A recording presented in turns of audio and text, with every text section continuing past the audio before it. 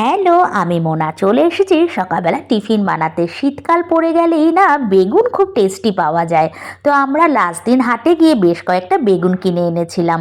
বেগুনটা গায়ে হালকা সর্ষের তেল মাখিয়ে ভালো করে আমি পুড়িয়ে নিয়েছিলাম। তারপর প্যানে সর্ষের তেল গরম হয়ে গেলে পেঁয়াজ কুচি দিয়ে দিলাম। এর মধ্যে আমার যে কিউবটা বানানো থাকে আদা, রসুন, কাঁচা লঙ্কা, শুকনো লঙ্কা সেটা দিলাম। বেশ খানিকটা টমেটো কুচি আর দিয়েছিলাম নুন, হলুদ গুঁড়ো, অল্প একটু লঙ্কা গুঁড়ো। ভালো করে এবার আমি মশলাটার থেকে তেল ছেড়ে আসা অবধি ওয়েট করব। তারপর সেই পুড়িয়ে রাখা বেগুনের গায়ের খোসাটা ছাড়িয়ে নিয়ে আমি এর মধ্যে দিয়ে একটু ভেঙে ভেঙে দিয়ে না আমি ঢাকনাটা দিয়ে দেবো। তাহলে ভেতরটা খুব সুন্দরভাবে কিন্তু রান্না হয়ে যাবে। আর নামানোর আগে একটা জিনিস দিয়েছিলাম স্পেশাল, সেটা হচ্ছে আমরা ম্যাগি খাওয়ার পরে যে মশলাটা একটু বেঁচে থাকে সেই মশলাটা ওপর থেকে ছড়িয়ে দিয়েছিলাম।